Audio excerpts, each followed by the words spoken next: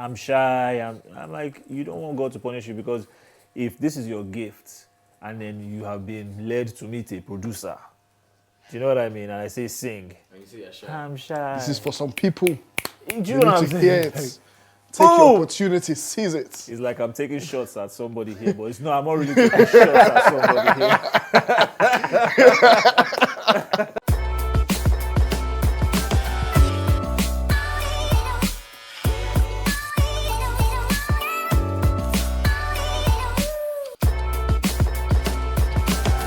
One of the biggest things with creativity for me is we are hinging on the ability to relate to what people are feeling and what people have felt. We're not trying to even give people new emotions, right? The emotions that people feel, and people start to hold on tightly to being able to relate. You know, so be it in films where you get people talking about love and you get romances and all of that, it's because people have expressed and felt love in different ways, and they want something that they can empathize with.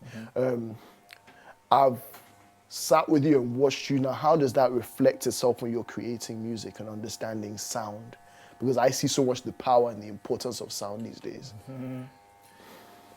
It's I think one of the first things that, if I was going to tell anybody, if anybody says I'm a creative and I want to, go into this, or I want to explore music or sound or anything, is first the courage to be open-minded. Because the thing about creativity is, like we were saying in the first place, Nigerians have just come to terms, with this with putting the value on, creativity that, they put now, without people saying, you know what, no matter what you feel about what I'm doing creatively, we will never push the boundaries.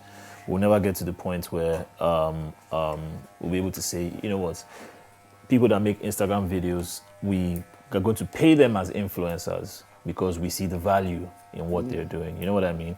So it's one thing I always put in my mind is, if this gift has been given to me, is my responsibility to always push the boundaries. So anything that comes to my mind, while I'm making the music, I just shed it out. Anything that comes to my mind, you know what I mean? Because you never know who or who's going to listen to it and be like, this actually speaks to me.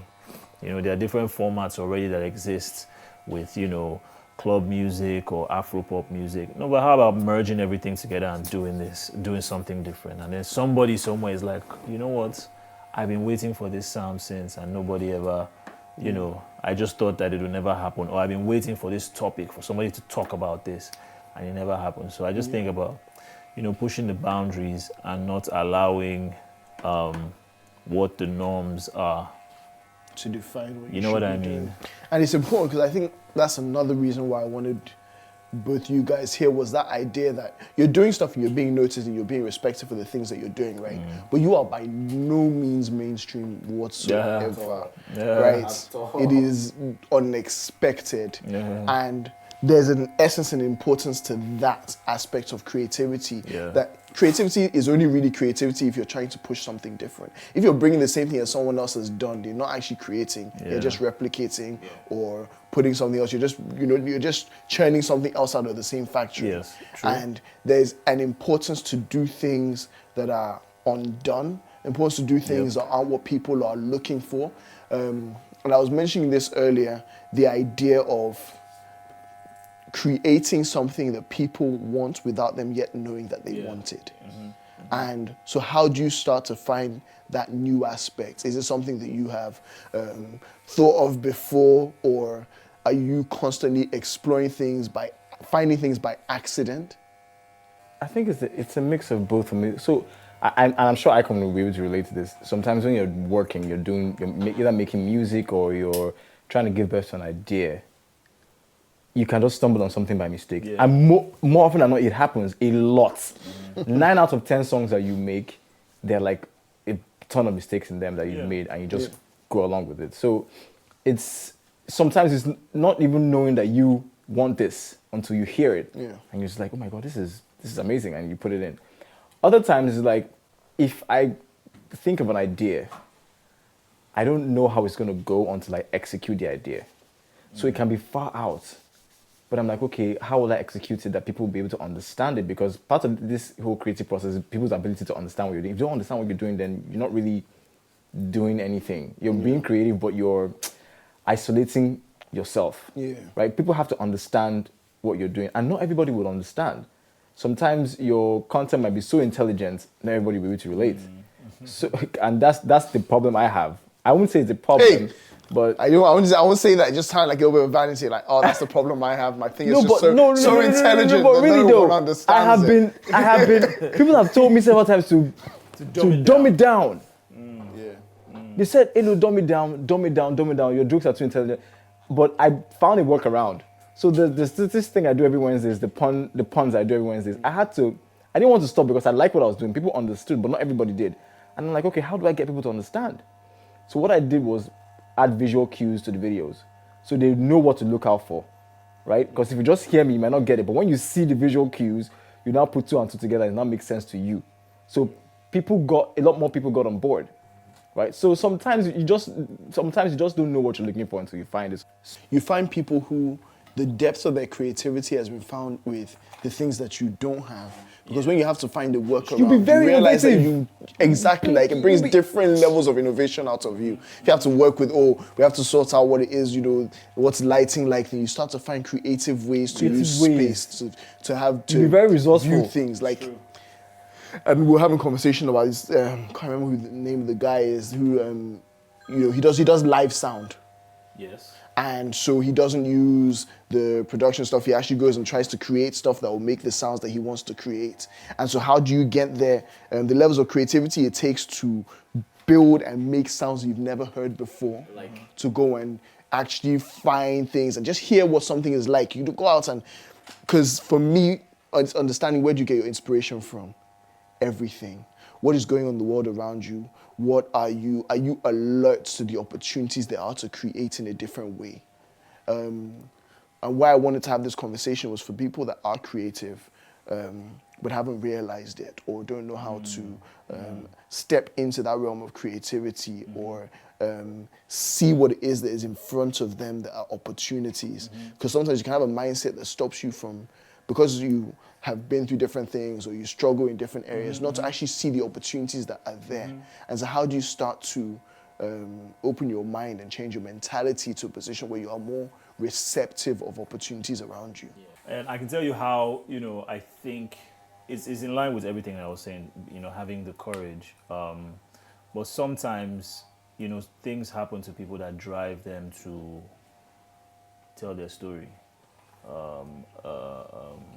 It could be tragic, it could be happy, but those kind of things drive. But if I was going to tell anybody, like I said before, it's to just begin.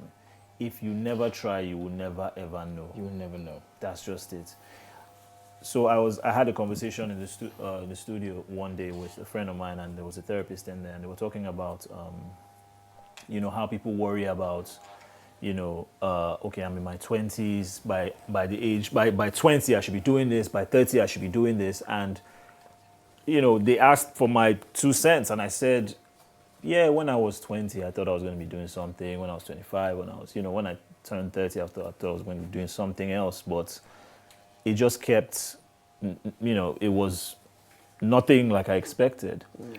But I reached a peak, mindset where I realized that everything that I want to do, it's always like a big plan. It's a long-term, big goals here and there.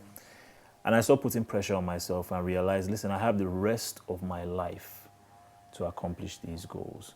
Because what happens is, you say you're 20, by the time you're 25, you want to get married. There's a lot of pressure on you and society and your parents, and anxiety comes in and all these things.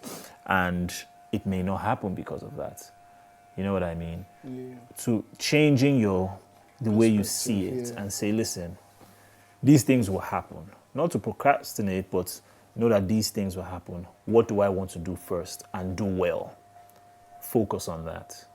You know what I mean? Yeah. If I want to start doing internet videos so that I can become an Oscar-winning director, let me start with the Instagram videos, you know, let me do that first. And do it well. And do it well. And in trying that, you may see that, like, you know, you don't even want to be Oscar nominated anymore, because an entire avenue has opened up for Instagram awards, and, you know, these ones not even more, whatever, you just don't know. So instead of thinking, oh man, by the time I'm 25, I should have, or I'm 30, I must have, scrap all that. That idea, that age, we created numbers so that we could measure, you know, human beings, we created numbers, we created time so that we can measure things. And somehow that's not helped a lot of us. So remove that idea from your mind and just think, I have the rest of my life to accomplish these things. Because of where we have been and the things that have happened and the things that are happening in this nation, level of opportunity seems to be down, jobs, all these kind of things, there is a restriction in hope. We've been such a hopeful people. In fact, we're so highly known for hopefulness. I remember there was a time back when I was in school, we were seeing, I remember I was on school, newspaper came out in England, and we're looking at the countries, the happiest countries, the unhappiest countries. And we were the happiest at the point, literally. And things have changed so much. The level of suicide has gone up, depression is through the roof. And because people's opportunities have become so strangled that people lack the capacity to see the hope that there is. And so how do we start to fix that cultural mindset and the opportunities and the things that are happening in this country so that people start to begin to see the hope that they have again? I think it's time for them to be resourceful, because a lot of the people that started on Instagram and YouTube and everything, they didn't just start, so somebody didn't just give them all the money. You know, maybe some of them, rich kids, you know, had the money, but a lot of them went into YouTube as one, because they wanted to be creative, two, because they wanted to earn a living. Let's be very, very fair. And none of them started out with all the equipment in the world. They just started somewhere. You can be very resourceful. You can call in favors. You know people, right? Use your phone. I started with my phone. I didn't have a camera. I started with myself, my iPhone back then. And it was an iPhone 6. Okay, fine. No, not everybody can afford an iPhone 6, but you can afford an Android phone or whatever, a Nokia phone. I had a Nokia phone at some point. The camera was pretty dope, right? I could have started then. I just didn't know how to start. Thing is, I used what I had, and I went on YouTube and I learned. And some people don't want to just put in the work too. Oh, it's too long, it's too this. I went on YouTube, downloaded 5 videos on how to edit. And locked myself in the house for 3 days. I was on leave then for 3 days and learned how to do basic editing. After that, if I needed to do something, I go on YouTube, click, how do you do this? And that's how I started learning. And there's a video for everything. There's a video for everything on YouTube. I keep telling people, go on YouTube. You want to know how to do this? Get on YouTube. You want to know how to do business? Get on YouTube. You want to know how to edit videos? Get on YouTube. Sound design, edit, whatever. Go on YouTube. And that's what I did. I had to be resourceful. So I went on YouTube. I couldn't bother my twin brother, who was a visual guy at the time, or still is. I couldn't bother him because he had stuff to do too. So I had to do these things by myself. And we're in a country where a lot of things are expensive. Find a visual guy now, expensive. You have to start doing things by yourself. And that's what I did. So to those people out there, I mean, I'm living proof. I started trying to make money, 9-to-5 job. And I'd take my salary and I'd invest in my craft. So I would buy it. I bought a laptop, I got a camera, I got lights, I got everything I needed to get. And I'm still buying stuff till today. So you start from somewhere. And I think so there's an onus on us as creatives to leave something behind. And it's not just, like I said, it's not even honesty. It's actually not honesty just about saying, oh, I told this story. And yes, we were talked about what's going on today. And we highlighted those points. But sometimes there's a level of creativity is a purpose, even to comedy, to say that I brought joy into people because there are moments of pain right now. Right? But there's a purpose to it. It's not simply just for the sake of me. For me, it's about the fact that you're influencing others. There's an importance for people to be able to receive what you're getting and understand it, because it's got to be able to connect with somebody. So, because I look at the times we're in, when I talk about it, like I said, understanding where we are as a people, the level, the numbers when it comes to poverty in this country. Like it is, for me, I've never been so shocked. This whole thing, when we became the poverty capital of the world, in shock because obviously India have 10 times our population, and we have more people living in poverty. That says a lot. That is staggering. And so we are, by essence, we have got to be able to impact those people and give them something to think about, something to hold on to, something to have hope about. Because why does pain take over in people's lives? People are going through so much stuff and they're not seeing anybody that they can relate to. Why are there celebrities that people hawk after? Because when those people have impacted their lives in such a positive way, there's such a way that they're able to relate to them. So therefore we have a purpose to give hope, to educate, to inform, to inspire.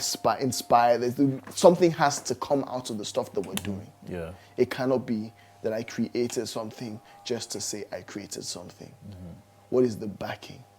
What is at the heart of the things I'm doing? And I say this now because we've started talking a lot more about it in terms of making sure you're leaving something that when people listen to your music, when people see your videos, that they're saying, they walk away with motivation. I remember I never wanted to be an actor that did a lot of like all the comedy or action films, because I used to watch films that made me think, man, I just wish I could do more. Like watch films that pushed me to a level of thinking, man, I wish I could think like that. I wish I could understand the way people did. Like there was so much innovation. When I love when a film pushes me to do something different, to get up and be like, man, what am I doing in my bed? It's true. This film in the first place. It's true. It's true. What are you doing? You know, that feeling, yeah, I get it. And I get it. It's so important to give people that. For me, watch something and let somebody be able to see that there's capacity for them to do something. When you watch a film and you watch something, we love all those kind of films like Cool Runnings, all those people where they're coming from nowhere. Why are Jamaicans having a bobsleigh team? But people start to be able to aspire to be able to do stuff. Winter Olympics, didn't Nigeria compete in bobsleigh? It was like the Nigerian women's team. We look at these things and now people are able to aspire because things that seem so inconceivable became conceivable from a film idea. And so it's so important that we're giving more from the content that we're making. Dude, that's why Hollywood is Hollywood. Because they dare to be different, man. That's why Hollywood is Hollywood. Because they dare. That's the thing. They've taken it there. Like Christopher Nolan, Quentin Tarantino, these guys. Like Hans Zimmer. Let's not even go there. Let's not even go there. Oh, God. Quentin Tarantino's latest movie is his 9th movie. 9th. You think that guy has made like a whole bunch of movies? So for him, it's a quality over quantity thing. Yes. I'm getting the best of the best. I'm taking my time and I'm doing this thing well. You know what I mean?